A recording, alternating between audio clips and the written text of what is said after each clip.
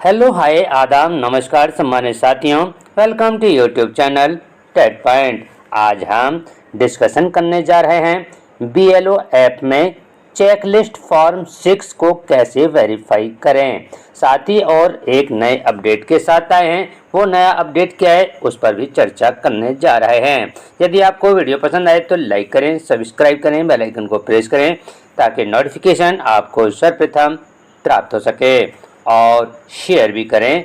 Share करने से ज्ञान घटता नहीं, ज्ञान बढ़ता है। साथ ही यदि आप हमारे यूट्यूब चैनल के व्हाट्सएप ग्रुप और टेलीग्राम ग्रुप से जुड़ना चाहते हैं तो आप इस वीडियो के डिस्क्रिप्शन बॉक्स में जाकर के लिंक के माध्यम से जुड़ सकते हैं। तो चलते हैं आज की वीडियो के शीर्षक की तरफ। सर्वप्रथम हम नए अपडेट पर बातचीत करते हैं। तो इसमें आप देख रहे होंगे स्क्रीन पर, यहाँ पर डैशबोर्ड नहीं हुआ करता था, लेकिन अब इसमें डैशबोर्ड है और डैशबोर्ड के अंतर्गत दो बिंदु आए हुए हैं, जेंडर स्टैटिस्टिक्स, फॉर्म स्टैटिस्टिक्स। तो हम इसमें फॉर्म स्टैटिस्टिक्स को क्लिक करेंगे और देखते हैं इस प्रकार का यहाँ पर इंटरफेस सामने आता है जैसा हम पहले पाते थे। वापस करते हैं इसको लेफ्ट कॉर्नर से राइट एरो से और हम चेक करते हैं फिर जेंडर स्टैटिस्टिक्स। तो यहाँ पर भी क्लिक करते हैं तो यहीं पर आ जाते हैं। इसका अभिप्राय यह हुआ कि अभी इस पर काम चल रहा है और पूर्ण रूप से यह भी कार्य नहीं कर रहा है। जो भी एक नया अपडेट आया है, जब इसका नया अपडेट आ जाएगा पूर्ण रूप से तो हम इस पर अलग से वीडियो बना देंगे। अब बात करते हैं चेकलिस्ट फॉर्म 6।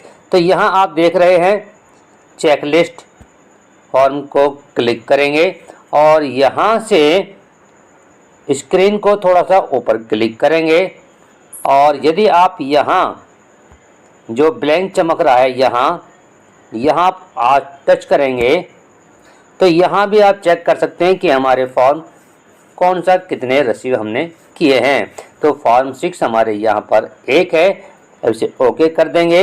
इसे थोड़ा स्क्रॉल करेंगे स्क्रीन को और यहाँ आप देखेंगे total number of all form 1।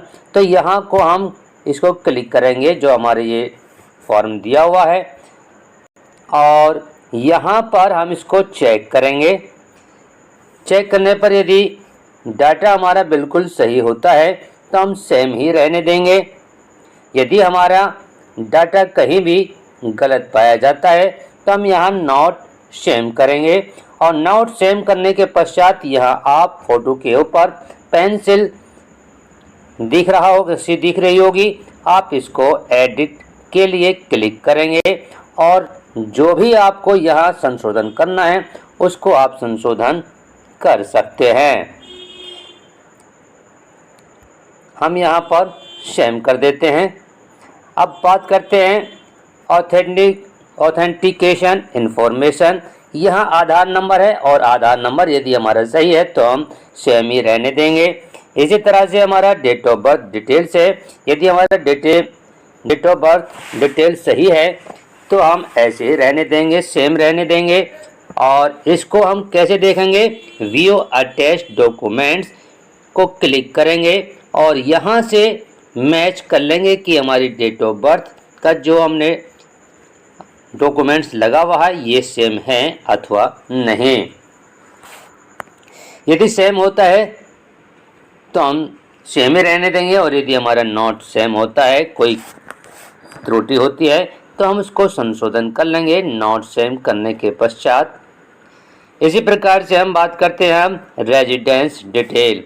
यदि रेजिडेंस डिटेल में कोई त्रुटि होती है तो हम संशोधन कर लेंगे और इसके लिए भी आधार कार्ड या जो भी इसमें व्यू अटैच डॉक्यूमेंट को चेक करने के बाद पश्चात हम इसको सही कर लेंगे। यदि सही होता है तो सेम ही रहने देंगे और यदि गलत होता है, कहीं भी संशोधन करने की आवश्यकता पड़ती है तो नॉट सेम कर देंगे।